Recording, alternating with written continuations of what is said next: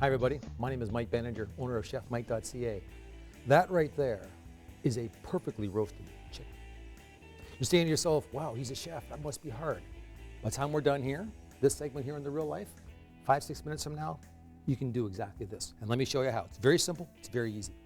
Start off with a high quality bird. Chicken in Canada is very inexpensive. It's very, very high quality. It's very reasonable to buy almost any time. When it's on sale, it freezes beautifully, so buy lots of it. This was actually purchased last week for $1.99 a pound. So sometimes they're on sale for cheaper than that. When they are, buy lots.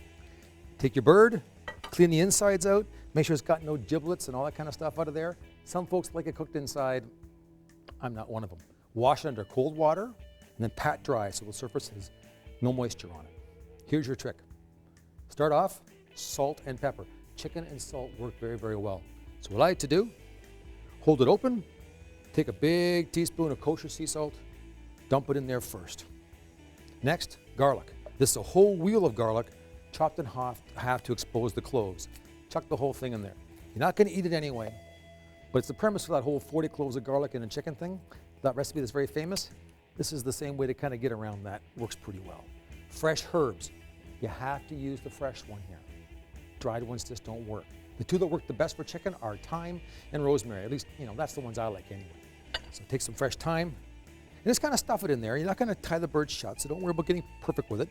But you can buy fresh herbs year-round, almost all the time. If you like oregano or if you like marjoram, use that as well, whatever you like. Next, fresh cracked pepper. Use the cracked stuff that you crack yourself. The stuff out of a jar tastes like the jar. You might as well just, eat the jar. Pour that in there. Now, what I like to do to cut them is I like to use my knife and cut the tendons that are around the legs like this. Because what ends up happening is that when the heat actually hits the bird, it causes this to swell back up and it keeps that dark meat much, much more juicy, which is kind of what I like. So on your board you go. This is melted butter. If you want to use olive oil, that's completely up to you. But take your butter, you want to rub that over the skin. Because what you're going to do is you're going to use this as kind of a glue to hold on additional seasoning. Because what you want to do is you really want the extra salt and pepper on the outside. It helps it to dry it out and draw the fat out. And that's how you get that lovely crispy skin over here. That's how it works.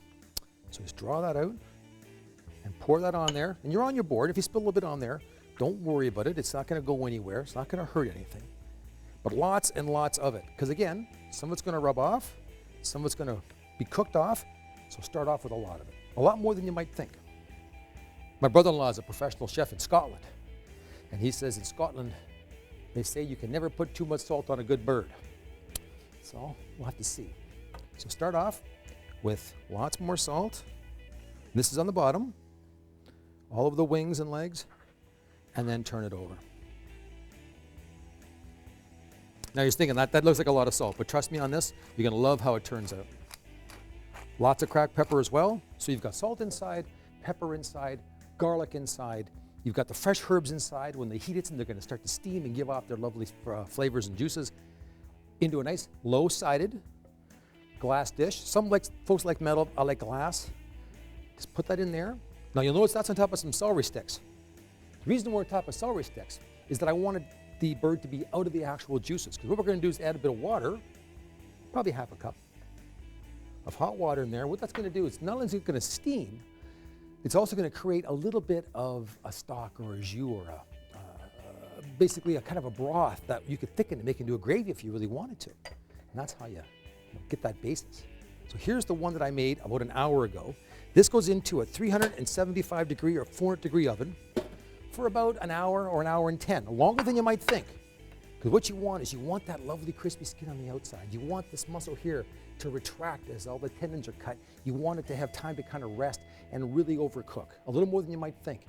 They say that chicken can't be, too young. Well, you really can't undercook it. It's not good to have chicken that's not really, really cooked all the way through. You can't have medium rare. There it is, simple and easy. And this bird will become this bird. That's how easy it is, ladies and gentlemen. I challenge you all to try it. That's probably a $9 bird. A family of 4 can feed themselves quite nicely on that. If your oven gets to 375 and your bird is fresh, you will get this result. I suggest you give it a try. My name is Chef Mike Benninger, owner of ChefMike.ca. It's great to be here in the Real Life Kitchen. Thank you very much.